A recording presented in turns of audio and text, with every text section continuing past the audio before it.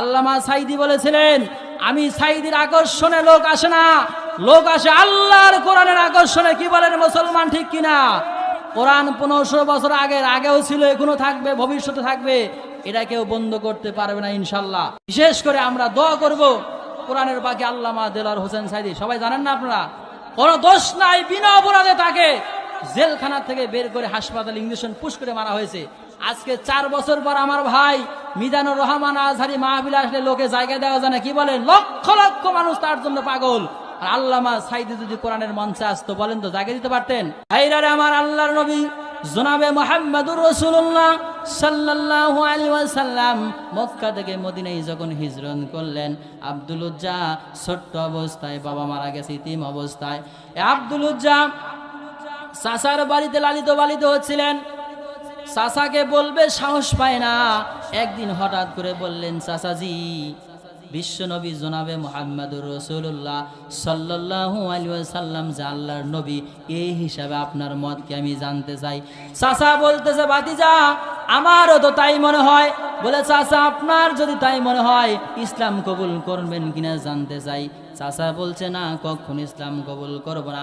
ভাতিজা বল, চাচা দীর্ঘদিন অপেক্ষায় ছিলাম আপনি ইসলাম কবুল করবেন, আর আপনাকে দেখে দেখে আমি ইসলাম কবুল করব, কিন্তু আপনি যখন ঘোষণা দিয়েছেন ইসলাম কবুল করবেন না, আপনাকে সাক্ষ্য রেখে আমি ঘোষণা দিয়ে দিলাম, সবাই পড়েন লা ইলাহা ইল্লাল্লাহু মুহাম্মাদুর রাসূলুল্লাহ। সকলেই পড়েন সাল্লাল্লাহু আলাইহি ওয়াসাল্লাম। চাচা বলতেছে, ভাতিজা এর পরিণাম জানো? বলে, না জানি না। বলে, আমার বাড়ি থাকো, আমার বাড়ি ঘর ছাড়তে বলে রাজি আছি। শুধু তাই নয়, উট দুম্বা ভেড়া বর্গী সম্পদ যা দিয়েছি সব ছাড়তে হবে। ভাতিজা বলছে, চাচা সব ছাড়তে রাজি আছি। চাচা বলতেছে, শুধু তাই নয়, তোমার গায়ে যে জামা আছে, পরনে যে লুঙ্গি আছে, সব ছাড়তে হবে। ভাতিজা বলতে, চাচা ইসলামের জন্য আমি সব ছাড়তে রাজি আছি। সঙ্গে সঙ্গে গায়ের জামাটা আরো পরনের লুঙ্গিটা খুলে দিয়ে দিলেন। বলেন সুবহানাল্লাহ। ভাইরারে আমার, একজন মানুষ যখন সম্পদ হারায় তত যত আফসোস না করে, একজন মানুষ যখন গায়ে কোনো পোশাক নাই, শরীরের লুঙ্গিটা পর্যন্ত খুলে না হলো, বলেন তো লোকটার কি অবস্থা? আপনি একটু চিন্তা করে দেখেন। আব্দুল উজ্জা 20 বছরের যুবক মানুষ, টকবগে যুবক, যখন গায়ের জামাটা খুলে দিলেন, পরনে লুঙ্গিটা খুলে দিলেন, চোখ দিয়ে পানিগুলো জর জর করে পড়তেছে। আরশ আজিমের দিকে তাকাইয়া আমার মালিককে ডাক দেওয়া, বলে, মালিক একমাত্র ইসলাম কবুল করতে গিয়া বাড়ি গাড়ি জায়গা জমি সব হারাইছে, আমার কোনো আপত্তি নাই। আল্লাহ গো, এমনকি পরনে লুঙ্গি পর্যন্ত হারাইলাম, আল্লাহ কোনো আপত্তি নিলাম না। আল্লাহ কিয়ামতের কঠিন মুসিবতের দিনে আল্লাহ এই আমলটা যদি আমার তোমার কাছে পছন্দ হয়, আল্লাহ এই আমলের বিনিময়ে আল্লাহ বড় জান্নাতটা দিয়ে দিও। বলেন সুবহানাল্লাহ। ভাইরারে আমার, ওই অবস্থায়, উলঙ্গ অবস্থায় হাঁটি হাঁটি পা পা করে মায়ের বাড়ির দিকে রওনা হইলেন। মায়ের বাড়ির দরজায় যাওয়ার পর এরকম ভাবে লক করলেন, মা আসেননি। মা ঘরের দরজা থেকে বলছে, ভিতর থেকে বলছে, কে বাবা তুমি কে?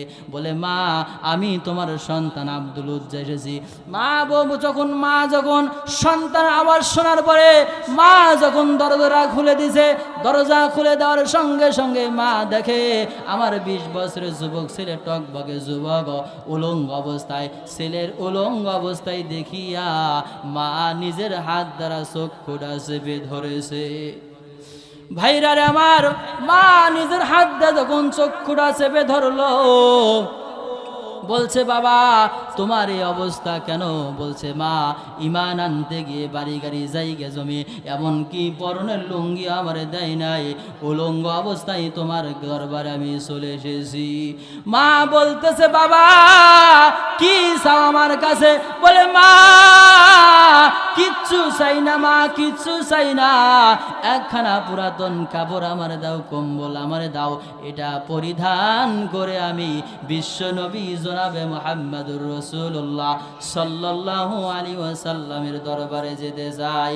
ভাইরারে আমার, বলেন তো বাবাজি যারা আছেন, বয়স্ক বাবাজিরা, পর্দার আমার মা বোনেরা, আমি আপনি যখন বড় হয়েছি, মায়ের গর্ভে যখন আমরা ছিলাম, 10 মাস ছিলাম, বলে সকলে রান্না বান্না যখন কমপ্লিট হয়ে গেছে, মা সবার শেষে খাইতে বইছে কি বয় নাই, মা সবার শেষে খাইতে পড়ছে।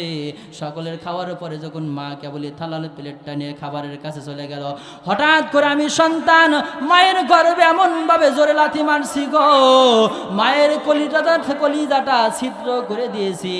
মা চোখ দেয়া পানিগুলো ছেড়ে দিয়েছে, মা চল দেয়া মুখটা মুছে, মা থালার প্লেটটা রেখে গিয়া মা বিছানায় গিয়ে শুয়ে পড়েছে। আমি আবার বাম কাঁধে বাম পাজরে বাম পাশে লাথি মেরেছি, মা ডান কাঁধে ঘুরেছে, ডান কাঁধে লাথি মারলে মা উঠে পড়েছে। মা সারা রাত পর্যন্ত ঘুমাইতে পারে নাই, বলেন ঠিক কিনা? ওই বাবা মা যাদের কবরে চলে গেছে, কারো বাবা চলে গেল, কারো মা চলে গেল, এই যে পাশে নদী আছে কিনা, এমনও পিতা মাতাকে মাটি দিয়েছেন গো, যেই কবরটা আজ নদী নিয়ে গেছে, ওই মা বাবার কবরের পাশে দাঁড়াইয়া সালাম দেওয়ার ভাগ্য না, এরকম বাবাজি আছেন কিনা? ভাইরা আমার, ছোট্ট অবস্থায় আপনার কাপড় ছিল না, মা বাবা মার্কেট করে নাই, কাপড় কিনে দিয়েছে। ও যুবক ভাইদের দিন চলে গেল, বাবা নতুন কাপড় নেয় নাই, মা নতুন কাপড়গুলো পরিধান করে নাই, বাবা শুধু বলছে বেটারে তুমি কাপড়টা নিয়ে আসো, তুমি পরলে আমার পরা হয়ে যাবে। সন্তানের মা ডাক দিল, অমুকের আব্বা ঈদের নামাজে কেন যাও না, নতুন কাপড় কি পরবা না? বাবা বলে, ও অমুকের আম্মা, আমার কাপড়ের প্রয়োজন নাই, আমার এই যুবক ছেলে কাপড় পরেছে, আমি খুশি হয়ে গেছি। আর বাবা কিন্তু কাপড় পর্যন্ত নেয় নাই। আব্দুল উজ্জার মা যদি ইসলাম গ্রহণ করে নাই, সন্তানের প্রতি মায়া ভালোবাসা আছে কিনা? এই জন্যই তো বিদেশে যদি কোনো সন্তান বিপদে পড়ে যায়, দুনিয়ার কোনো কিছু জানার আগে আগে জানে মায়, বলেন ঠিক কিনা? কেউ জানে? আগে মা জানে কিনা? মা তখন বাবাকে বলে, এই আমাকে আব্বা তোমার সন্তানের মনে কিছু হয়েছে জানো কি?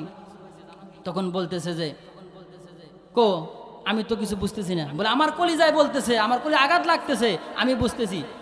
তখন মা বলে টেলিফোনটা নাও। টেলিফোনটা যখন সন্তানে দেয়, বাবা যখন কানে টেলিফোনটা, বলে বাবা কি হয়েছে? বলে কিচ্ছু হয় নাই, বাড়িতে টেনশন করবে এই জন্য কিন্তু কিছু বলে না। কিন্তু মায়ের কাছে যখন টেলিফোন আসে, মা টেলিফোন ধরে বলে বাবা কি হয়েছে? মা কণ্ঠ বুঝতে পারে, মা বোঝে আমার সন্তান অবশ্যই বিপদে আছে।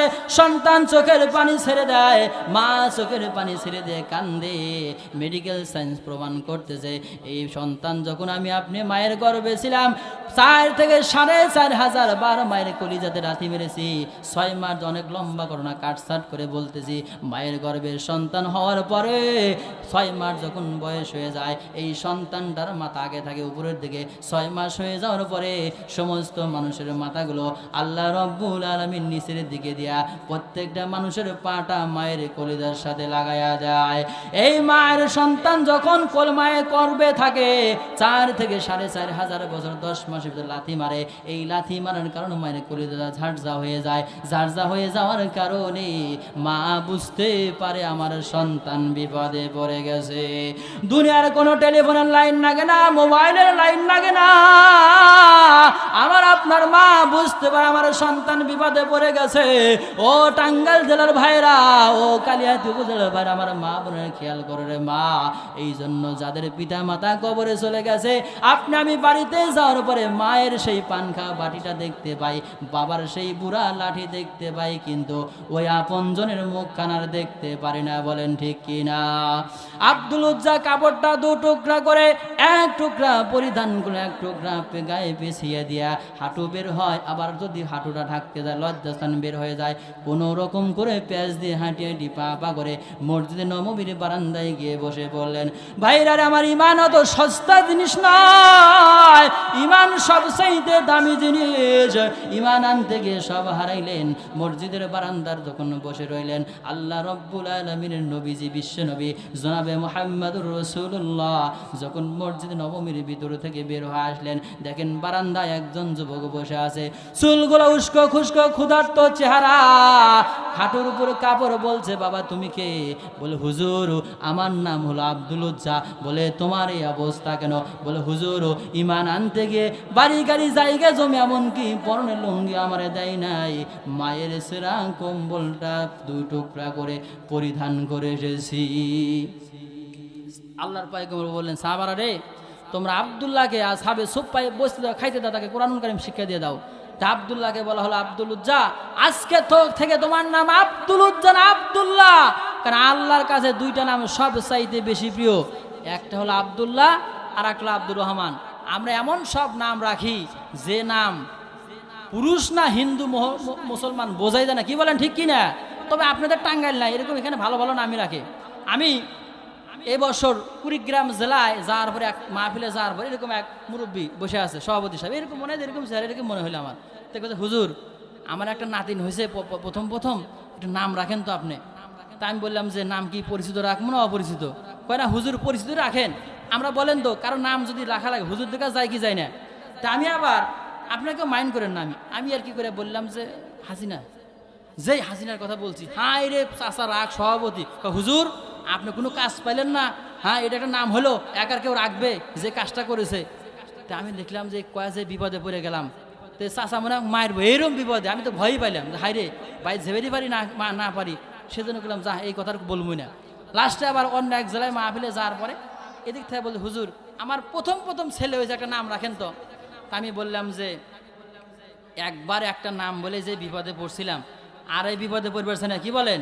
তো বললাম যে আপনার ছেলের নাম হবে আবু সাইদ। হুজুর এইবার ঠিক আছে, এক আবু সাইদ রক্ত দেওয়ার কারণে তামাম পৃথিবী চিনছে কি চেনে নাই? তো সবাই খুশি হয়ে গেছে, বললাম হ্যাঁ এইবার ঠিক আছে। তা আমি বিপদ থেকে বেঁচে গেলাম, কি বলেন? তো সব জায়গায় বিপদে পড়া যাবে না ভাইরা রে আমার। আলোচনার শেষের দিকে আল্লাহর পয়গম্বর সাহাবীদের অর্ডার দিলেন, সাহাবারা রে আব্দুল্লাহকে কোরআনুল কারীম শিক্ষা দিয়ে দাও। আব্দুল্লাহকে কোরআনুল কারীম শিক্ষা দেওয়া শুরু হলো। আব্দুল্লাহ এত জোরে জোরে কোরআনুল কারীম পড়ে যার জন্য সাহাবীদের অসুবিধা হয়ে যায়। সাহাবায়ে কেরামগুলো অভিযোগ করে, ইয়া রাসূলুল্লাহ ইয়া হাবিবাল্লাহ, আব্দুল্লাহ এত জোরে জোরে কোরআনুল কারীম তেলাওয়াত করে যার জন্য আমাদের অসুবিধা হয়ে যায়। ও হুজুর একটু আস্তে পড়তে বলেন। আল্লাহ রাব্বুল আলামিনের নবী আমার ডাক দিলো, সাহাবারা রে আব্দুল্লাহকে আস্তে পড়তে বলিও না, ওরে বাধা দিও না, জোরে জোরে চিল্লায়ে পড়তে দাও, কারণ ওর ইমান বড় দামি ইমান আনতে গিয়ে বাড়ি গাড়ি জায়গা জমি কিছুই আনতে পারে নাই। কি বলেন ঠিক কিনা?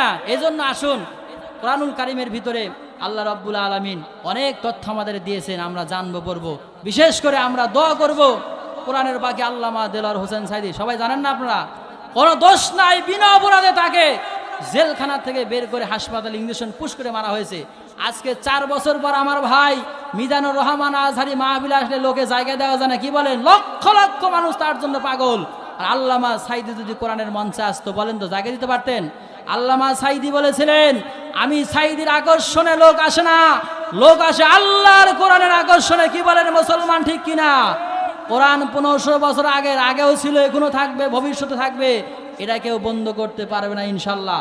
আপনাদের মসজিদের মাহফিল আমরা আজকে কিছু আদায় বাদাই করবে, হুজুরা অনেকে দান করবেন, কিন্তু দেখেন কিশোরগঞ্জে পাগলা মসজিদ, নামই পাগলা মসজিদ, মানুষ এই 4 মাস পরে খুলছে 9 কোটির উপরে টাকা, এতই মানুষ টাকা দেয়।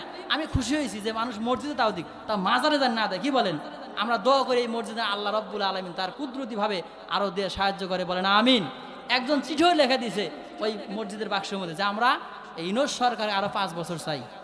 ভক্ত লিখে দিছে তাকে 5 বছর আরো চাই। এই 6 মাসে যে উন্নয়ন করছে, কি বলেন? আরো যদি কিছুদিন থাকে মনে আরো কিছু হবে, তাই না? তা আমরা দোয়া করি। আমি পিরোজপুর গিয়েছিলাম, আল্লামা সাইদির কবর জিয়ারত করেছি, তার ছেলের সাথে কথা হয়েছে। শেষ পর্যন্ত উনি ইচ্ছা প্রকাশ করেছিলেন। 1 নাম্বার ইচ্ছা বলে শেষ করতেছি, ভাই চলে আসছে, যে বলে আপনার আব্বার জীবনে কোনো আশা ছিল, শেষ আশা? বলেন তো, আমাদের শেষ আশা থাকে না? বলে শেষ আশা ছিল 2টা। একটা হলো যে বাবা আমি যদি জীবনে মুক্তি পাই তবে জালেম দিবে না, তাহলে কি আমার কথা কোরআনের ময়দানে কথা বলে মানুষ শুনবে? 50টি বছর কথা বল, তার ছেলে কাঁদতে কাঁদতে বলতেছেন, চোখ দিয়ে পানি বের হয়ে যায়, বলে আব্বা কি বলেন, আপনি কোরআনের ময়দানে গেলে জায়গা দেওয়ার লোক থাকবে না, কি বলেন, জায়গা ধরবে না। 2 নাম্বার, যে আমার আশা, আমি সারা জীবন খুলনা আলিয়া মাদ্রাসার পাশে, খুলনা আলিয়া মাদ্রাসায় পড়াশোনা করেছি, আমার ইচ্ছা ওখানে যেন কবরটা হয়, কিন্তু জালেমরা ওখানে কবর দিতে দেয় নাই।